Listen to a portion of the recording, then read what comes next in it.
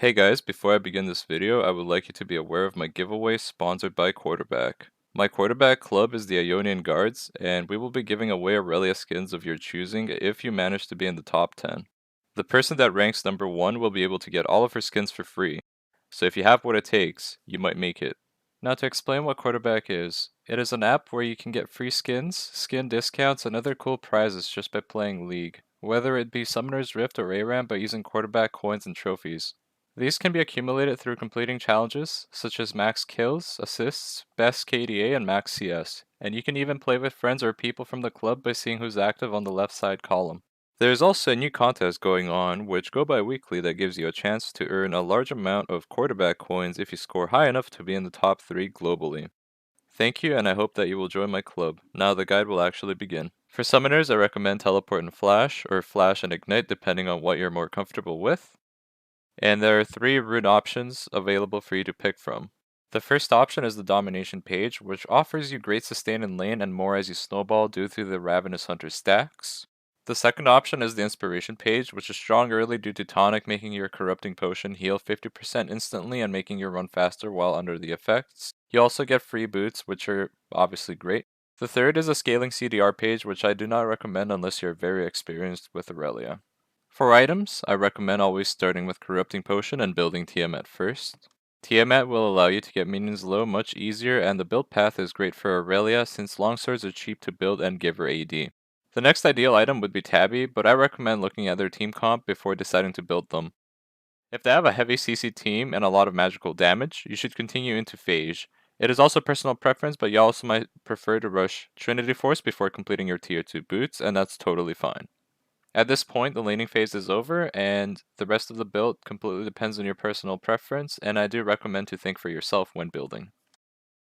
Now we will cover the advantages that JAX and Irelia have over each other. JAX's advantages are that he is stronger in a direct 1v1, he has higher base damage than Irelia, he has targeted abilities which are hard to screw up, and he also outscales Irelia in a 1v1. His E stops Irelia's most damaging spell, which is her Q, and he's also very easy to play.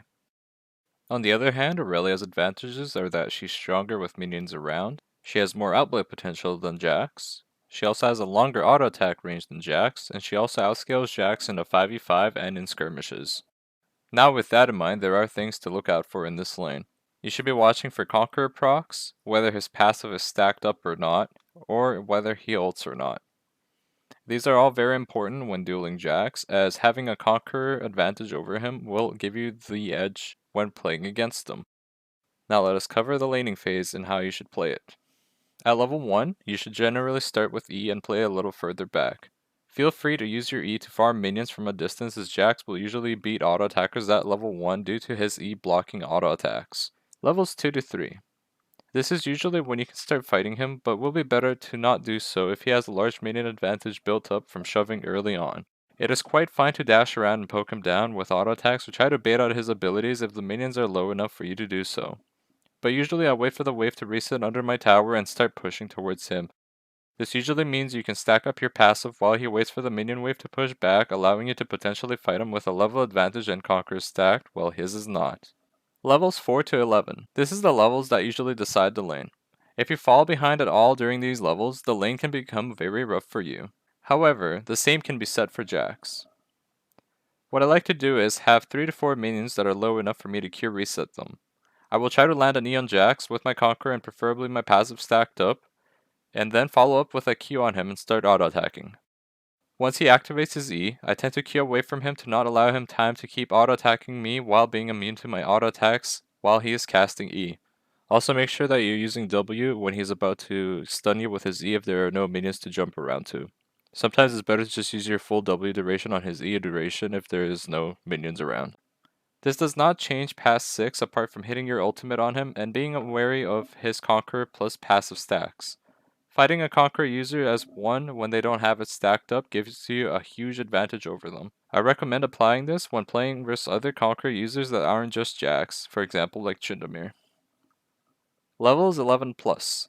You should look only to fight him with minions around at all times, otherwise he will be able to completely crush you. Once he has an Essence Reaver, it is impossible to kite him at all since his cooldowns become so short. At this point, it is better to just clear the minion waves and look to force fights before JAX scales up, as he is not strong in team fights as you are. That concludes the matchup. Thank you guys so much for watching, and I will see you guys in my next video. Goodbye.